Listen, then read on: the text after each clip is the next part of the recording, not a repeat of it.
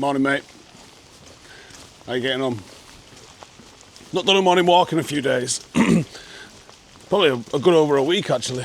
And it's deliberate. I did say I would only do it when I've got something to say.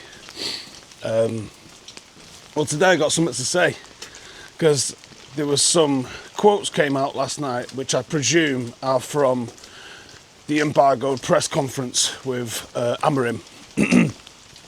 By the way, the weather's absolutely minging this morning. Bodes well for the match later today, doesn't it? By the way, long day for me today. Is what it is though, isn't it? Anyway, so Rúben Amorim's quotes in a presser last night. He's getting a lot of questions about Kobbie Mainoo. And I don't think that's going to slow down as AFCON kind of kicks into gear, because as AFCON kicks into gear, I don't necessarily think he's going to get any more playing time than he's been getting. I think it's going to continue to be half an hour here and there. Could be wrong. He might find his way into one of those number 10 positions, but I just don't think he's going to play him in midfield. I think he should have tried, but I don't think he's gonna. There's a lot of people sort of throwing out starting 11s which have Bruno kind of in one of the more advanced positions, which to me doesn't make sense to do that when you haven't done that all season, and you could have done that all season. So I think the forward line picks itself.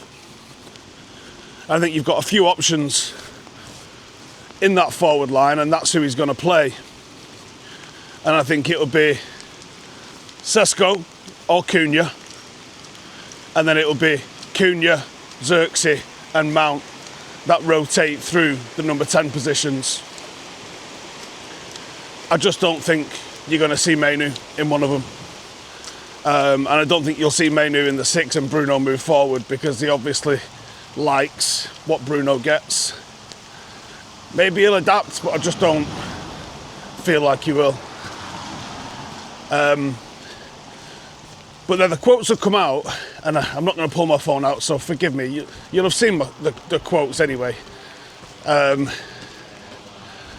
he says, he's here to win games. Basically, like, it's him saying he doesn't think Mainoo is good enough, which is not what you want to hear.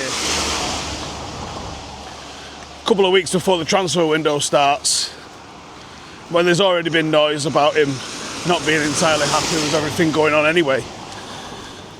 But then he decides to take a bit of an aim at Collyer. Now Collyer is struggling. He said Amass is struggling. He says Chido is struggling. Now there may or may not be some truth to the Chido one.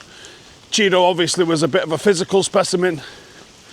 And the transition from you being a physical specimen playing against kids and looking good to being a physical specimen playing against adults looking good can take a minute. It's not something that happens overnight. On one hand, you're more physically prepared to play against adults because of your size. On the other hand, the things that got you out of trouble or were your X factor when you are a player of that size tends to go away just a little bit. Toby Collyer, I think it's fair enough, he is struggling under whatever circumstance. But when he says Harry Amass is struggling, that's when I go, I'm not sure you're making the noises here I want to hear as Manchester United manager.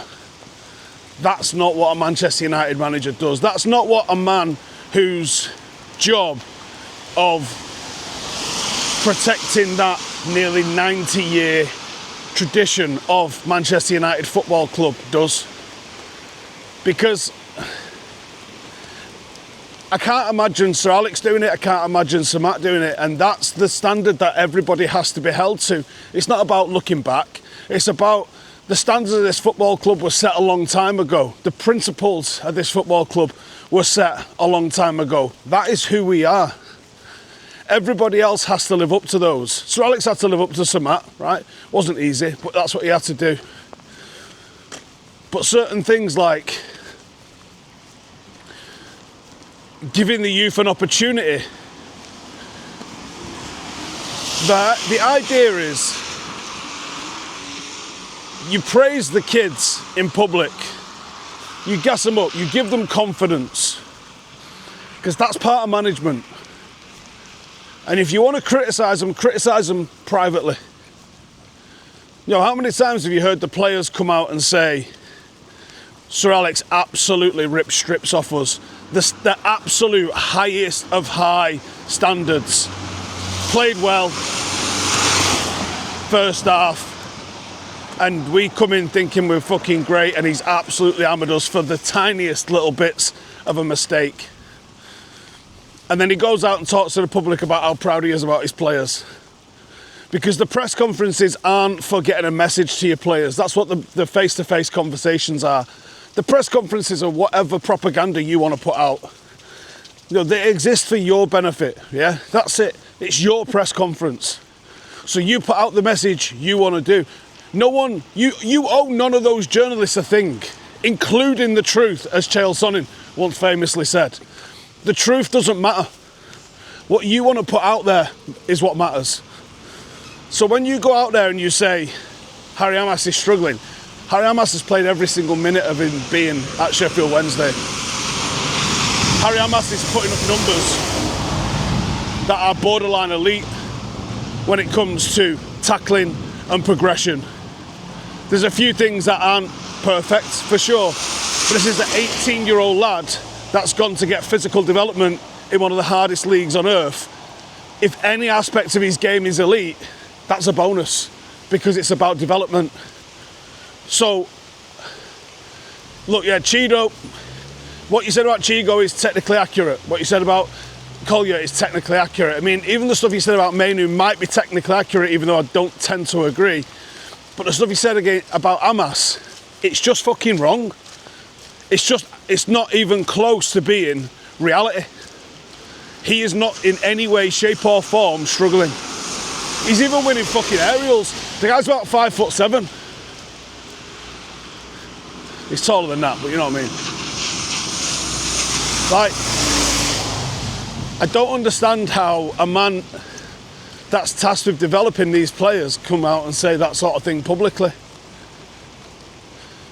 That's a worry for me.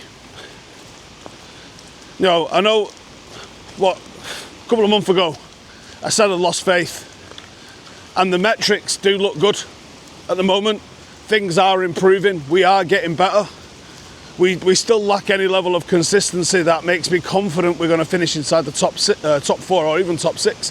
We could do, and it would start real nice with a win today, for sure. But when you say stuff like that, I go back to losing faith again. And it's not necessarily a case of like swinging and hinging on different results.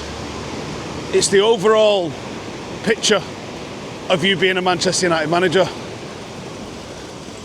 It's not good. It is not good. You can't be the manager of Manchester United and talking about our players like that. It just don't work like that. It doesn't give me a good satisfaction. It doesn't give me a nice, warm, fuzzy feeling about the future with you and with how it's going to work for them kids. And that's not right. That's not right, man. Anyway, what's going on, people? What are you up to? Have you done all your Christmas shopping yet? Still trying to sort out my grandparents and then the gifts off Blake. Nightmare. Other than that, I think I've sorted the missus. Basically just said, send me a list of everything you want. Not really imaginative, I know, but it is what it is.